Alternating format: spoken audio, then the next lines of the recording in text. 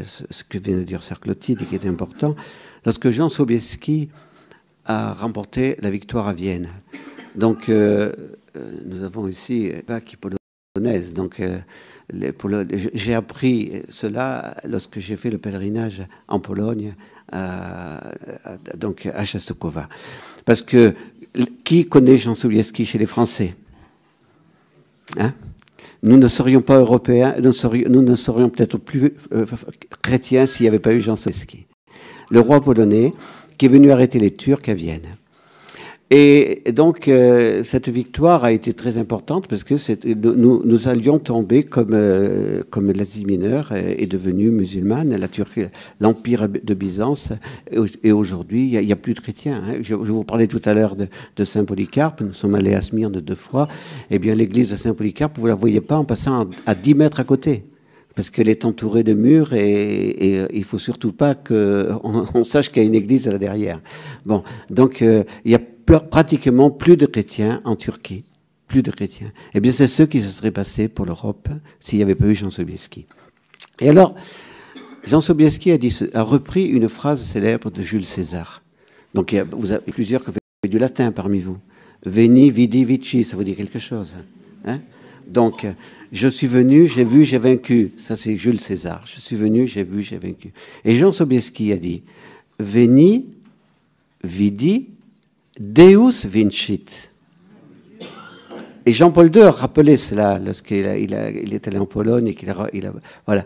Donc, ce que vient de dire Sœur Clotilde est là. Nous devons témoigner, mais la victoire viendra de Dieu. Voilà. Hein, ça c'est très important, parce qu'il ne faut pas qu'on se dise on va changer la France, on va changer le monde, on va changer l'Europe, et en avant, parce que sinon les jeunes, on vous mentirait, et dans 10 ans, vous seriez découragés en disant tout ce que vous nous avez dit, ça ne s'est pas réalisé. Bon, donc nous témoignons, et ensuite c'est Dieu qui agit. Deuxième chose que je voudrais vous dire, 2 signes importants. Le signe qui a été donné à Constantin, et aussi ce que Sainte Marguerite Marie avait demandé à Louis XIV, et qui vont dans le sens de ce que nous faisons aujourd'hui, non pas la séparation et l'opposition entre le pouvoir temporel et le pouvoir spirituel, mais la complémentarité, l'union. Donc, lorsque Constantin va devenir maître de l'Empire romain, il va livrer une bataille à Maxence. Et cette bataille va se livrer au pont Milvius à Rome. Et avant cette bataille, donc il a un signe dans le ciel, la croix, et dans ce signe tu vaincras. In hoc signo vincis. Constantin a fait mettre le signe de la croix sur ses armoiries. Alors bien sûr, aujourd'hui, on fait hérisser les cheveux sur la tête de certains. Sainte Marguerite Marie, et ça c'est très dommage qu'on ne rappelle pas du tout cela. Sainte Marguerite Marie a donné bien évidemment des messages pour le culte du Sacré-Cœur, mais en 1609, le Sacré-Cœur a donné à Sainte Marguerite Marie un message pour Louis XIV. Et dans ce message, il y était demandé à Louis XIV de se consacrer à son divin cœur et de mettre sur ses armoiries l'image de son cœur. C'est une demande du cœur de Jésus. Donc, cette demande nous fait voir que lorsque nous parlons de séparation des pouvoirs temporels et spirituels, nous ne voulons pas dire que le pouvoir temporel doit nécessairement être athée, doit nécessairement être anticlérical. C'est pas cela que nous voulons dire. Je pense que de tout le forum, vous l'a bien fait découvrir. La laïcité, ça veut dire le pouvoir politique n'a pas compétence pour juger de la question spirituelle. Le pouvoir politique n'a pas compétence pour dire à une personne tu dois être catholique, tu dois être musulman, tu dois être juif. Hein, il faut que ça soit bien clair. Bon, autre petite chose à dire, parce que avant le fort reçu quelques petits mails, pièges. Bon, peut-être que celui qui m'a envoyé, je ne sais pas qui c'est, je n'ai pas répondu pour le moment, parce que je ne sais pas d'où vient ce mail, mais ça me semble un peu le piège. Bon, donc on a parlé du piège hier pour Jésus, donc il faut être prudent. Hein. Et alors justement, il est évident que là, nous sommes au cœur du conflit que Monseigneur Lefebvre n'a pas compris. Et peut-être que parmi vous, il y a des personnes qui ont reçu des grâces par la Fraternité Saint-Bidis, et je ne veux pas vous blesser, hein, je ne veux pas du tout vous blesser. Mais le problème de Monseigneur Lefebvre, c'est qu'il n'a pas compris cette séparation des pouvoirs. Et c'est plus un problème politique que théologique chez Monseigneur Lefebvre. Donc, il n'a pas compris, si vous voulez, que... et c'est pour ça qu'il a fortement attaqué Jean-Paul II. Que c'est triste de penser qu'aujourd'hui, des catholiques qui ont des valeurs, et je reconnais, et il faut reconnaître ces valeurs, ils ont les valeurs, mais pourquoi s'acharner contre cette canonisation de Jean-Paul II ? Jean-Paul II, bien évidemment, il avait ses défauts comme tout être humain, hein, comme Benoît XVI, comme le pape François, comme tous. Bon, on peut toujours trouver des défauts chez tout le monde.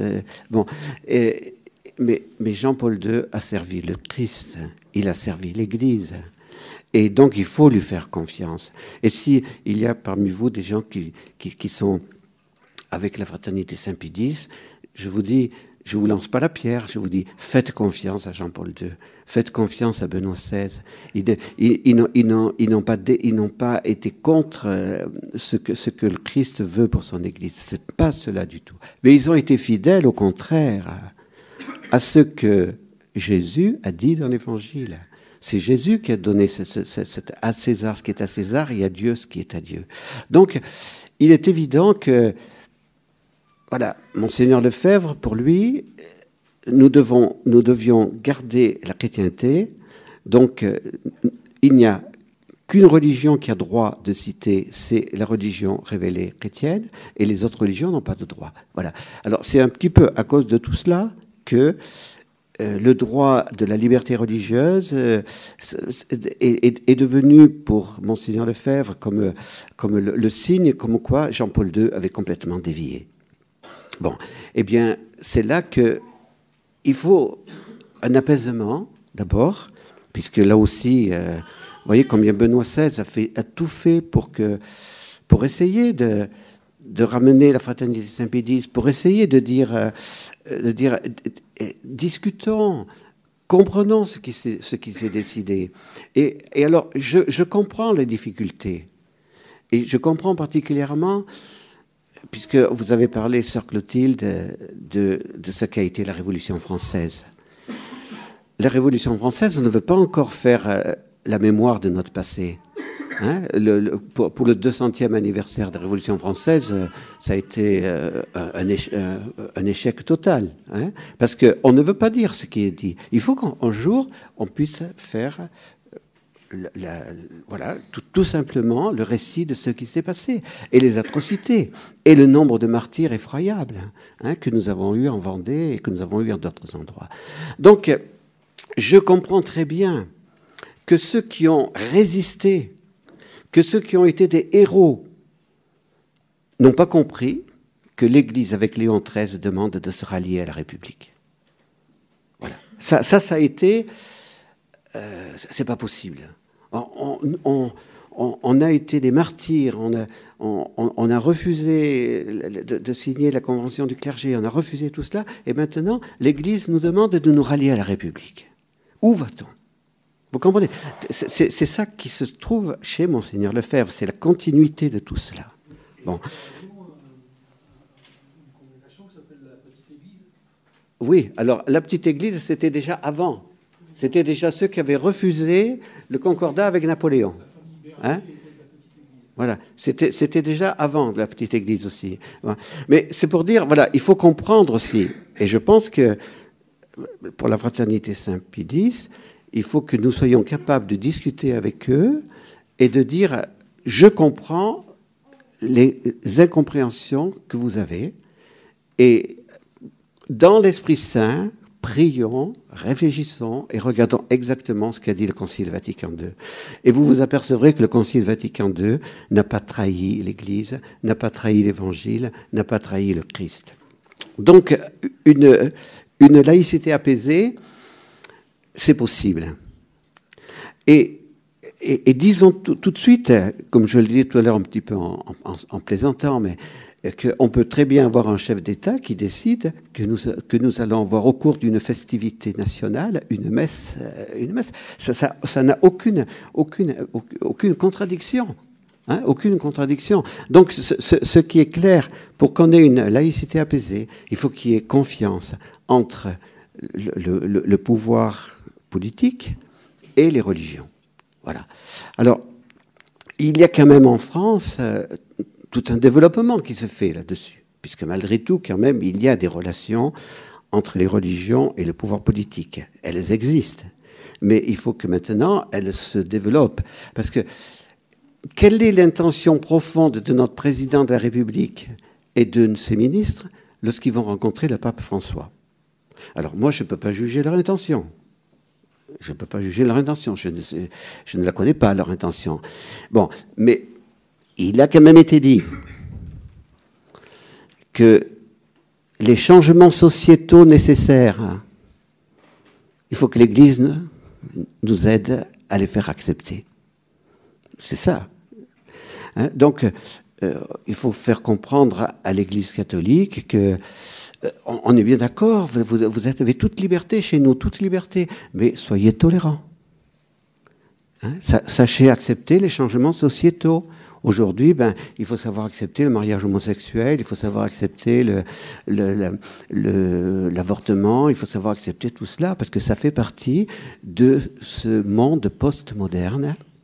Hein, qui est, voilà, c'est la valeur du monde postmoderne. Eh bien, ça, nous ne pouvons pas les accepter. Voilà, parce que ces changements sociétaux n'ont pas comme fondement la loi naturelle. Et donc, c'est là qu'il faut que nous disions non possumus. Nous ne pouvons pas.